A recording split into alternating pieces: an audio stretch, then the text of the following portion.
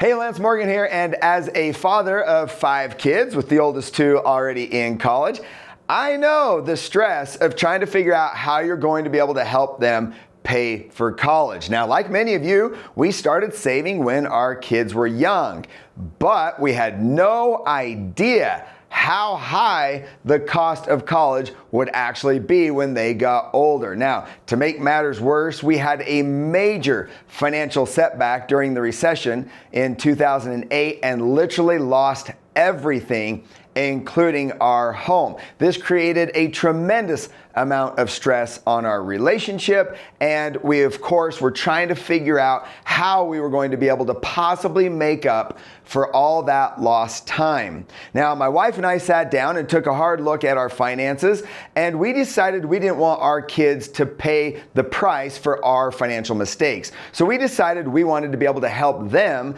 pay for college so that they could have the education of their dreams and go to the school of their choice. That's when I became obsessed about learning every strategy I possibly could about reducing the cost of college and new ways to save and pay for college. By implementing these strategies I'm about to share with you, we now have a plan to allow all of our kids to attend the school of their choice without having a negative impact on our retirement. We no longer have that financial stress in our relationship, and our kids will be able to have the education of their dreams. And over the past decade, we have helped hundreds of families just like you to do the same thing. Now, I know these are some pretty big promises, so let's go ahead and dive right into it. What I discovered is that there are 3 secrets to reduce the cost of college and 3 strategies to save and pay for college, and that is where the biggest savings comes from. But I do want to introduce you to secrets number 1 and 2. Secret number 1 is all about maximizing all that free money, the grants, the scholarships, and the financial aid. Now, yes, it's true, this is based on your student and their ability to get scholarship money, but it's also based on your family's financial situation. This is what we call financial positioning. You want to position yourself financially to be able to maximize all that free money that comes from the government and the schools. This is done by positioning your finances in a way that gets that free money from the schools. For example, if you have a lot of college savings, they're going to look at that and say, oh, they don't need any free money. Look at all this college savings they have. Yes, it's true. You could get penalized for having college savings. Doesn't seem fair, does it? But that is the case. You want to be able to position yourself to maximize all that free money, whether you make millions of dollars or not. And even if you have students that are not exceptionally gifted, but maybe gifted in other ways, and they're not going to get any traditional merit-based scholarship money, they could still get some scholarship money or financial aid based on your family financial situation. Okay, now let's talk about secret number 2. Secret number 2 is how to reduce the college loans and the loan payments. For example, do you think there is more money made in selling cars or financing the purchase of cars? It's in the financing, right? Now, college, we all know how expensive college is, so imagine how much money is made by financing these educations. This is where you have a chance to save tens of thousands of dollars by finding loans with the lowest interest rates, but also by taking advantage of government programs like loan forgiveness, forbearance, income-driven payment plans. There's a lot of things the government is doing to help you to reduce the college loans and loan payments, even if you make millions of dollars and you don't qualify for any financial aid. Huge savings in secret number 2 when it comes to the loans and the financing of college. Now, speaking of financing, let's get into the 3 strategies to save and pay for college, because this is by far where the biggest savings comes from, because how you pay for college is 10 times more important than how much you pay. Okay, the first way to pay for college is by paying cash out of your college savings or your cash flow. Now, for most of you, you might think this is the goal. The goal is to avoid loans. The goal is to pay cash for everything. And hopefully you've been saving since your kids were young as well. And hopefully you have enough money saved to be able to pay cash for college. But is that the best thing to do? Now, the second option is actually, believe it or not, even better, which is to borrow the money for less interest than you could earn on your savings. Now, I know the idea of borrowing money is what you're trying to avoid. Everyone wants to avoid loans. However, everyone is going to finance college. You're either going to pay interest to use somebody else's money, or you're going to give up the interest that you could have earned on your savings by paying cash. Now, I'm going to go over that again in just a minute because that's extremely important. But let's talk about the third strategy. The third strategy is the best of all, which is borrowing the money for less interest than you could earn on your savings without loan payments. Now, how does that sound? That sounds crazy, I know, but let's go ahead and dive into it. Okay, so the first option is to pay cash. Use your savings or live in a van down by the river and eat beans and rice and just pay for college out of your cash flow or out of your pocket each semester as you go. Either way, whether you pay cash out of your pocket or drain your savings, no matter what, you are not borrowing the money in this example, okay? Now, let's just take $100,000 as an example. Let's say we're talking about a state school that is $25,000 a year for 4 years.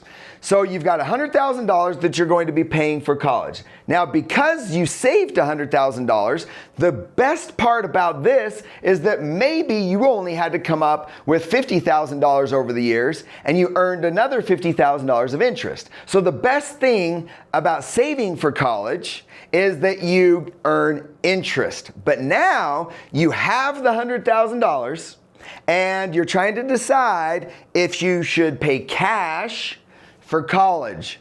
You might think that's the best option because you're not going to have to pay any interest on loans, but there is a huge cost to paying cash for college, and it's what we call opportunity cost. Now, if you've never heard of opportunity cost, I remember the first time I heard it and I was thinking, this seems so simple, but I had never thought about it. Let me explain. Okay, so if you have $100,000 that could be earning 5% interest, then that money, if you spend it on college, is going to be gone. This interest over the next 10 years is the interest that you're not going to earn. That's the opportunity cost. So you might think it's expensive to pay $100,000 for your child's education, but it's actually worse. It's worse than that because it's not just the $100,000, it's what that $100,000 could have earned over the next 10 years. In fact, the number in this example would be $64,000 of interest that you're not going to earn if you pay cash for college. Okay, so let's say you're in your 50s and you're going to easily be alive for another 20 years. You're going to be in the early years of your retirement. And that $100,000 education is now going to cost you $271,000 in your retirement. Okay? That's money that you're not going to have. That is the true opportunity cost of paying $100,000 for your kids to go to college. That's an in-state state school, right? And that's one student. That's not out of state. That's not an Ivy League private school. And it's definitely not 5 kids. That's the cost out of your retirement. That is the opportunity cost. Now, I had someone that once said, hey, I love my 529 account. It's earning 8%. And I said, wow, that's unfortunate. And he said, what do you mean? 8% is a great return. And I said, you're right, 8% is a great return. And now you're going to spend that on college. So your money is no longer going to be earning 8%. Remember, everyone finances college. You're either going to be paying interest or you're going to be giving up the interest that you could have earned.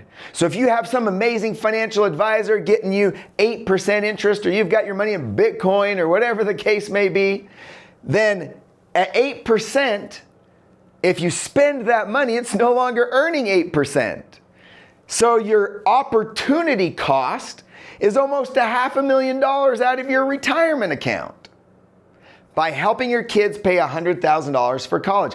That is the opportunity cost, and the opportunity cost is by far the most expensive part of paying for college. Okay, so what's the second option? The second option is to borrow the money, right? And some of you might not have enough money saved, and you might not be able to cash flow the cost of college, so you might have to borrow the money anyway. So let's talk about the second way to pay for college, which is borrowing the money. So here's our $100,000.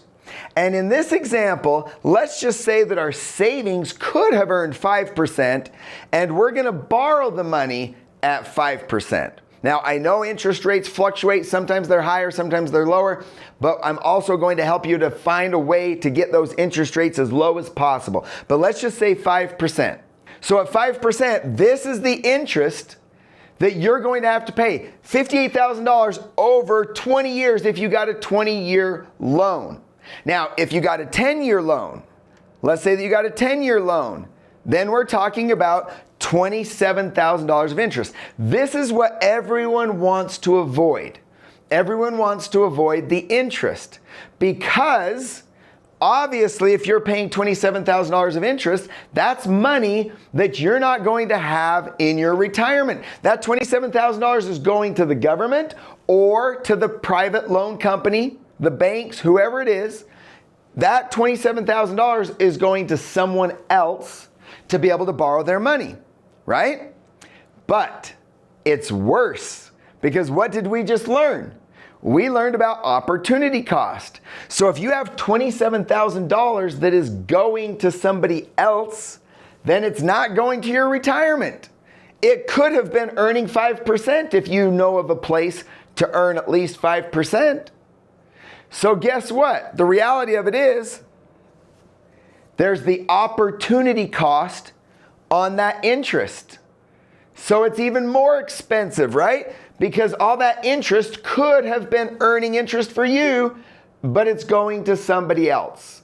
So now we've got the interest, but we've also got the opportunity cost. Now, what else is there? If we're going to take out a loan, we have to make a loan payment. So let's just say that we're looking at $1,000 a month. $1,000 a month on a loan payment towards these loans. Well, that's expensive, right? But it's worse than that, because now we've got $1,000 a month that could have been going to our retirement. So instead of putting $1,000 a month towards our retirement, we've got $1,000 a month going towards these loans. So now there's an opportunity cost on those loans. So let's add it all up. First of all, we've got the interest. We've got the opportunity cost on the interest, right? We've got our loan payments, and we've got the opportunity cost on the loan payments. Are you ready for this? Check this out, okay? $164,000 is the true cost to borrow $100,000 at 5% interest over 10 years. Or we pay $100,000 in cash that could have earned 5% interest over the next 10 years, which would be the exact same number as if you were to borrow the money. What does that mean?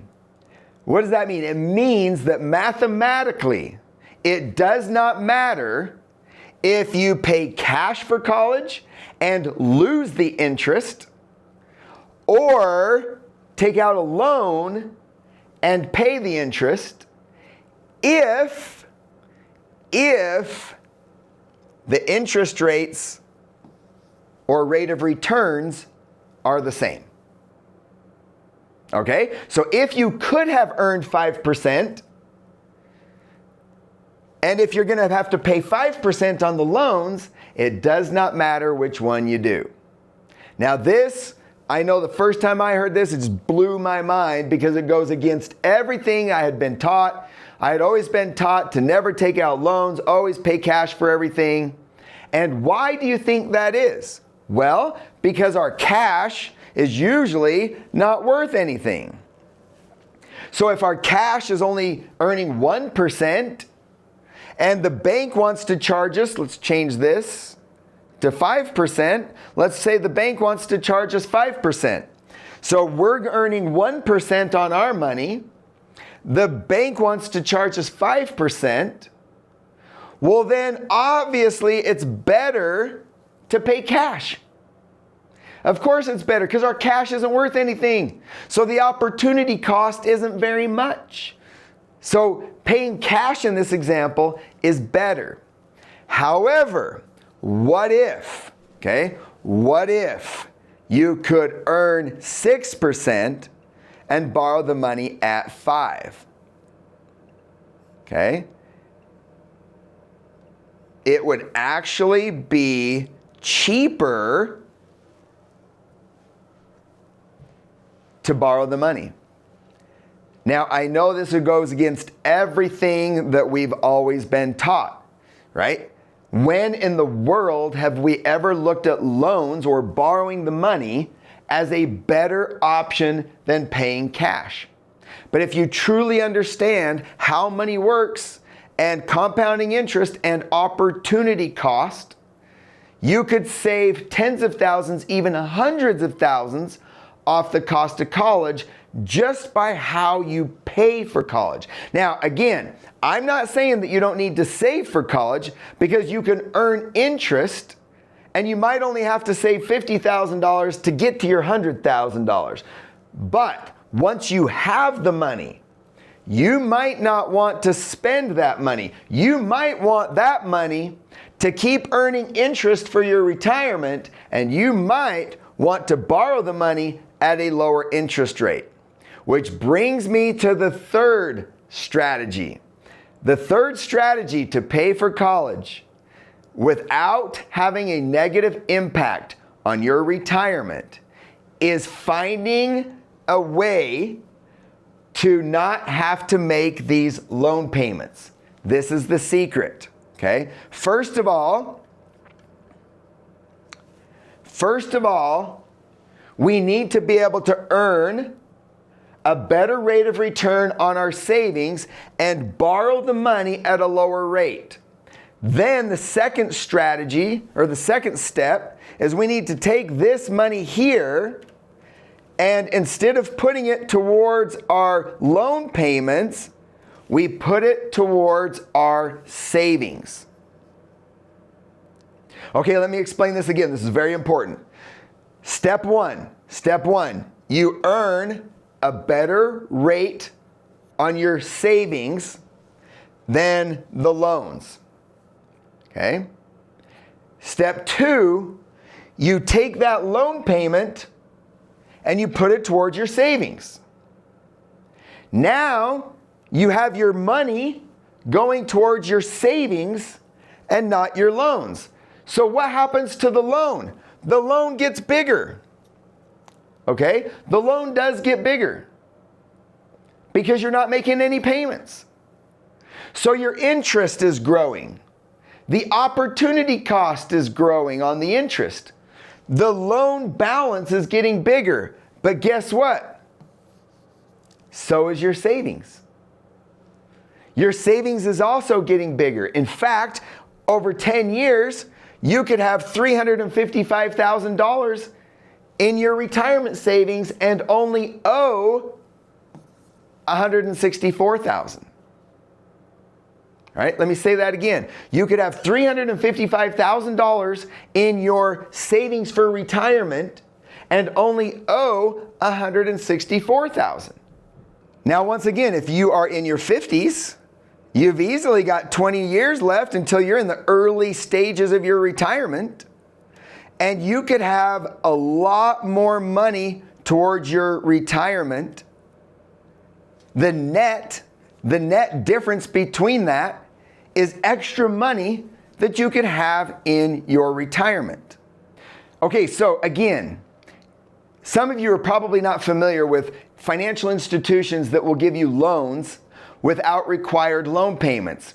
And the key is called collateral. You have to have collateral. So you use your savings as collateral to secure those loans. So then there's no risk to the financial institution and they don't require a payment because they have your savings to secure the loan.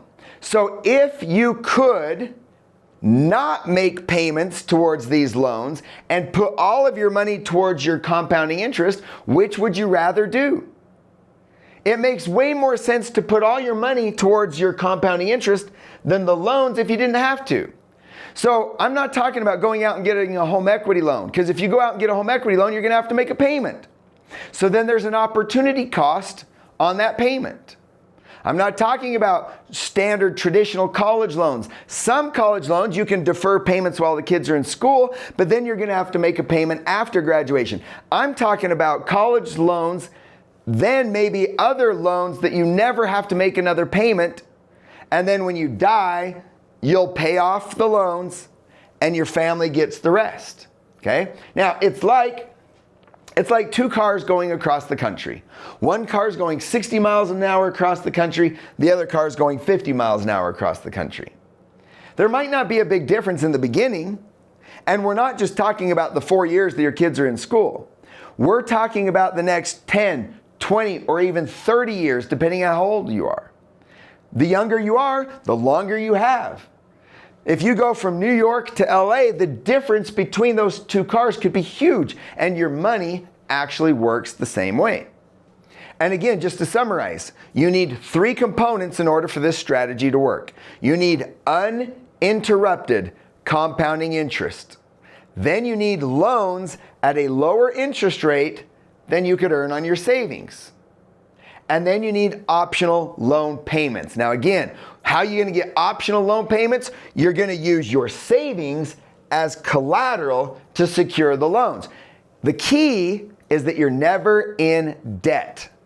That's right. For those of you who want to avoid getting into college loan debt, you're not in debt because you always have the money to pay off the loans.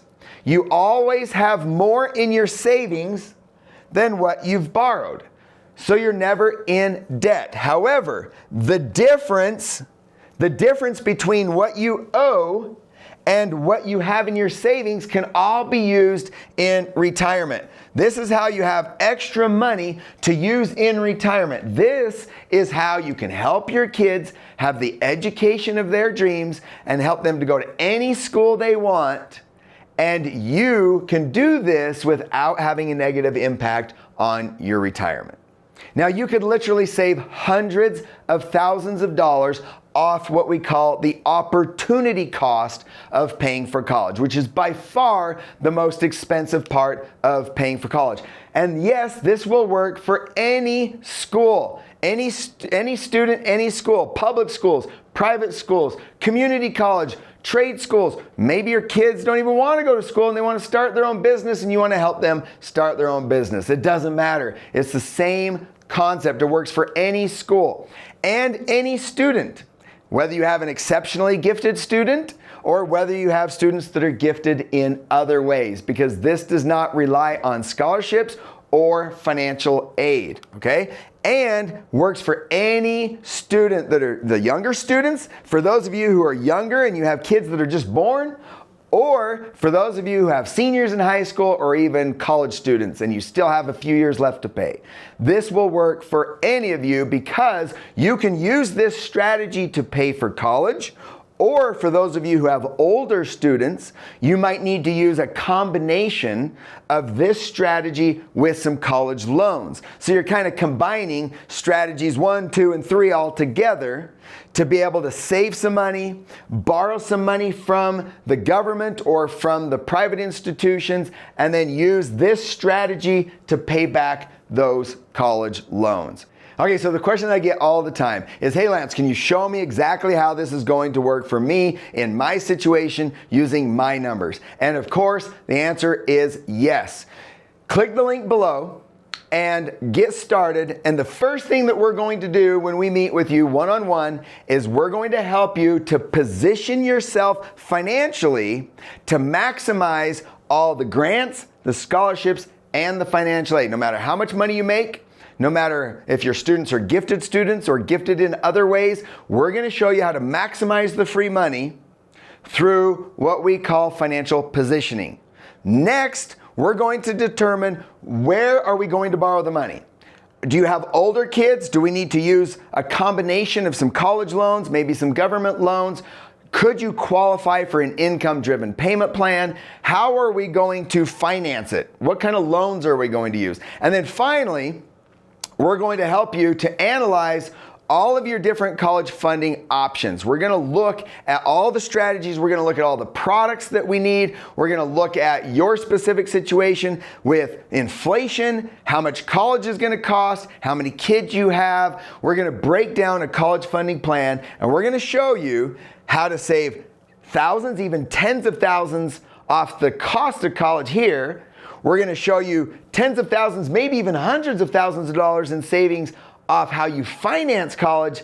And finally, we're going to show you how to save tens of thousands, even hundreds of thousands of dollars off the opportunity cost of paying for college in the secret number 3, where we focus more on the actual savings and how we're going to pay for college.